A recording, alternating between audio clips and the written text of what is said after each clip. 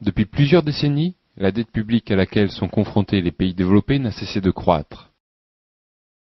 Cette dette publique généralisée pousse la plupart de ces gouvernements à pratiquer de sévères coupes budgétaires dans l'ensemble des services publics, tels que l'éducation, la justice, les retraites, la culture, les protections sociales, ce qui a un impact néfaste sur une majorité de la population. Il serait donc important de comprendre la cause d'un tel endettement. Cette vidéo vous donnera les clés pour comprendre l'origine de cette dette publique globalisée, qui, contrairement à la croyance populaire, ne se résume pas simplement à des dépenses excessives de l'État. La vérité est quelque peu différente et gagne à être connue. Quelques minutes de votre attention et l'origine de la dette publique ne sera plus un mystère pour vous.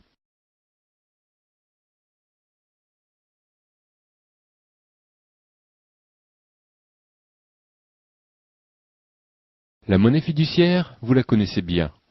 Elle se trouve dans votre porte-monnaie et vous l'utilisez régulièrement lors de vos divers achats. Cette monnaie existe depuis l'Antiquité, sous la forme de pièces de métaux suffisamment rares pour qu'une confiance totale puisse leur être accordée. Confiance indispensable pour les échanges commerciaux. Au XXe siècle, un métal précieux occupait toujours une place primordiale dans les échanges commerciaux, l'or. En effet, chaque pièce et billet possédait théoriquement son équivalent en or quelque part dans une banque. De plus, les pays devaient se régler entre eux directement avec des lingots de ce métal précieux. D'une certaine manière, on peut donc dire que la monnaie fiduciaire de l'époque était l'or. Depuis les accords de Jamaïque de 1973, les monnaies ne sont plus rattachées à aucun métal précieux. Les pays se payent désormais entre eux avec leur propre monnaie, entre lesquelles il existe un taux de conversion évalué par le marché d'échange. La nouvelle monnaie fiduciaire sont donc ces pièces et billets que vous avez dans vos porte-monnaies. Or, une différence importante entre l'or et la monnaie, c'est que l'or est disponible en quantité limitée, alors que la monnaie peut être créée à volonté par les banques centrales de chaque État. Un État peut-il vraiment profiter indéfiniment de cette création monétaire? Pas vraiment, car si un pays achète plus qu'il ne vend, alors le taux de conversion entre sa monnaie et celle du pays vendeur évoluera à son dépens. Il lui sera donc de plus en plus difficile d'importer des marchandises, car elles lui coûteront de plus en plus cher. Ce phénomène s'appelle la dévaluation. De plus, si la masse monétaire croît plus vite que l'économie réelle, alors l'argent inondera les commerces et perdra de sa valeur, car il sera disponible à tous, vendeurs et acheteurs, en plus grande quantité. Cela se traduit par une augmentation généralisée des prix. Ce phénomène s'appelle l'inflation.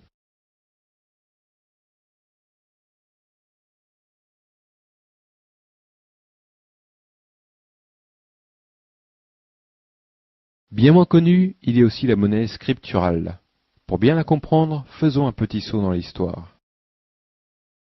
Au XVIIe siècle, les orfèvres étaient chargés de garder les possessions des riches familles et commerçants dans leurs coffres. Disposant d'une énorme quantité de ressources inexploitées, les orfèvres prêtaient une partie de ces richesses dans le but de les récupérer accompagnés d'un juteux intérêt. Mais lorsqu'ils prêtaient ces richesses, ils ne les prêtaient pas matériellement, mais au moyen de lettres de change. Plus faciles à transporter, ces lettres pouvaient à tout moment être échangées par les richesses qu'elles représentaient. Or, ces échanges avaient rarement lieu, car les lettres, disposant d'une crédibilité suffisante, étaient utilisées comme une monnaie à part entière. Ainsi, malgré les prêts, il restait toujours des richesses dans le coffre des orfèvres. Donc, pourquoi ne pas prêter plus de lettres qu'il n'y a de richesses dans le coffre? Cela procurerait d'autant plus d'intérêt à empocher, et tant que les emprunteurs ne viendraient pas tous en même temps échanger leurs lettres de change, ce système fonctionnerait. Et c'est ainsi que les orfèvres devinrent banquiers, prêteurs d'argent qu'ils ne possédaient pas, et surtout qui n'existaient pas. Le système bancaire d'aujourd'hui fonctionne de la même manière. Les orfèvres sont les banques, les richesses dans les coffres sont la monnaie fiduciaire, et les lettres de change sont la monnaie scripturale. Lorsque vous faites un emprunt dans une banque, cette dernière ne vous donne pas une partie de la monnaie fiduciaire de ses épargnants, mais vous donne de la monnaie scripturale, qui est créée quand le crédit est généré et disparaît lorsque le crédit est remboursé. Elle peut à tout moment être échangée par de la vraie monnaie fiduciaire, mais comme pour l'orfèvre, cela se produit assez peu. Les banques peuvent donc prêter plus qu'elles ne possèdent. On estime aujourd'hui que les réserves fiduciaires des banques ne sont de l'ordre que de 15%. Cela veut dire que les banques prêtent environ 6 fois plus qu'elles ne possèdent. Cette particularité du système bancaire s'appelle le système des réserves fractionnaires.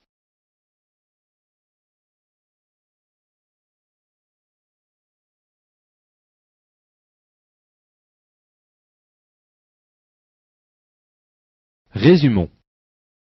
La monnaie fiduciaire est créée dans les banques centrales, qui sont des institutions gouvernementales. Les pièces et billets, qui sont une forme de monnaie permanente, font partie de la monnaie fiduciaire. La monnaie scripturale est créée par les banques commerciales, dont la plupart sont des banques privées. Cette création ne peut avoir lieu que lorsqu'un emprunt est émis. Par conséquent, cette monnaie n'existe que dans le cadre d'une dette.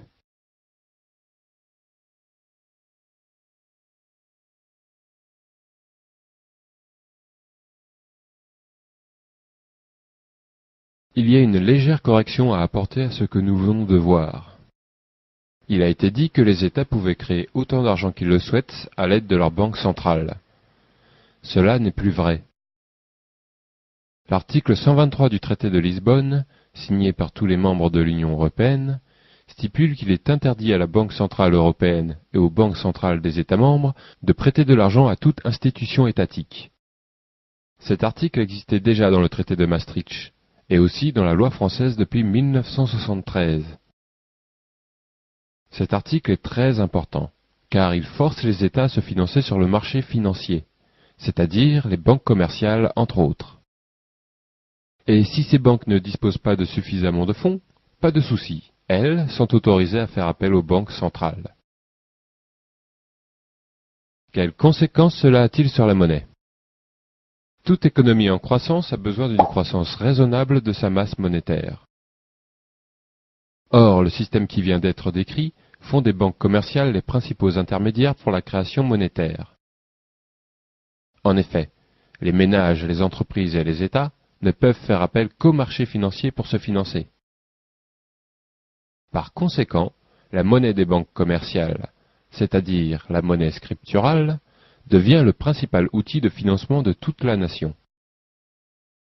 Cela est vrai même si une banque commerciale fait appel à une banque centrale, car pour toute monnaie fiduciaire émise, la banque commerciale pourra émettre une bien plus grande quantité de monnaie scripturale. Ainsi, l'on peut comprendre que, aujourd'hui, plus de 90% de la monnaie en circulation dans l'économie n'est autre que de la monnaie scripturale. On peut donc en conclure que l'essentiel du pouvoir de création monétaire est détenu par les banques commerciales.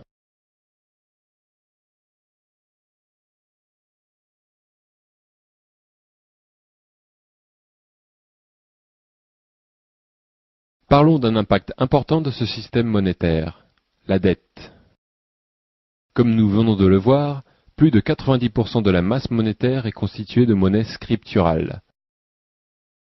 Or, comme nous l'avons aussi déjà vu, la monnaie scripturale n'existe que dans le cadre d'une dette. Par conséquent, si toute l'économie est inondée de monnaie scripturale, alors toute l'économie est endettée. Ce qu'il est important de comprendre est que cette dette est la conséquence naturelle de notre système monétaire. Elle n'est pas du tout due à un excès dépensier de la société, mais simplement due au fait que la création monétaire n'est possible que par le crédit. Si cette masse de monnaie scripturale était remplacée par de la monnaie fiduciaire permanente, la masse monétaire serait la même, et l'inflation serait donc du même ordre, alors que la dette totale de la société, elle, serait beaucoup plus faible. Pour exemple, la dette totale américaine, publique plus privée, est aujourd'hui d'environ 60 000 milliards de dollars. Une dette colossale, qui n'est pas détenue uniquement par les pays étrangers, mais aussi et surtout par les propres banques américaines. Maintenant, voyons ce que serait la dette française si l'État pouvait s'endetter auprès de sa banque centrale au lieu d'emprunter sur les marchés financiers. Première chose à savoir, lorsque l'on fait un emprunt dans une banque commerciale, il faut rémunérer la banque. Cette rémunération, c'est le taux d'intérêt. Par contre, lorsqu'un État emprunte à sa banque centrale, il n'y a personne à rémunérer, car l'État crée en quelque sorte de l'argent pour lui-même. Il n'y a donc pas de taux d'intérêt. L'État français empruntait à taux zéro avant 1973. Pour comprendre l'effet des emprunts auprès du marché financier, nous devons donc évaluer l'impact de ce taux d'intérêt. C'est simple à calculer. Lorsque l'on somme ce qu'a payé l'État français en intérêt seul depuis 1973, on obtient un chiffre d'environ 1400 milliards d'euros. Une sacrée somme, surtout comparée à la dette publique française actuelle, qui est d'environ 1500 milliards d'euros. En d'autres termes, l'essentiel de la dette publique peut s'expliquer uniquement par le système de création monétaire actuel, basé sur le crédit avec intérêt. Et ceci sans faire intervenir les dépenses publiques, la sécurité sociale ou le manque de compétitivité, qui pourtant en sont les causes les plus communément admises.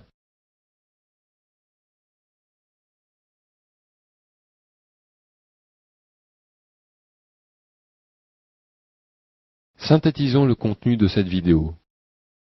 Il y a quelques décennies, les États pouvaient payer leur investissement par des emprunts à taux zéro auprès de leur banque centrale, ce qui constituait de la création monétaire. Ils doivent désormais emprunter aux banques commerciales, à taux non nul, ce qui en général constitue aussi de la création monétaire. Cette obligation procure au monde financier une source de revenus colossale et le pouvoir d'influencer les gouvernements, du fait de son rôle incontournable pour le financement des nations. La création monétaire par le crédit avec intérêt produit un endettement croissant et inévitable de la société et du pouvoir public. Cet endettement, qui est en général perçu comme une défaillance du pouvoir public, le discrédite énormément, affecte sa souveraineté et limite ses possibilités d'action, alors qu'il n'est dû qu'à un privilège considérable accordé aux banques commerciales. Comprenez-le bien, ce système monétaire n'est rien d'autre qu'une arnaque monumentale, qui fait la fortune de quelques-uns au détriment de tous les autres. Il ne doit son existence qu'à l'ignorance du plus grand nombre. C'est pourquoi vous devez vous informer, et informer votre entourage, en partageant cette vidéo par exemple. Si vous désirez en savoir plus sur le sujet, ou si vous êtes dubitatif, alors renseignez-vous. Quasiment rien de ce qui est dévoilé dans cette vidéo n'est un secret. Vous trouverez aisément des réponses à vos questions, et des liens vous seront fournis pour vous aider dans vos recherches. Merci de votre attention.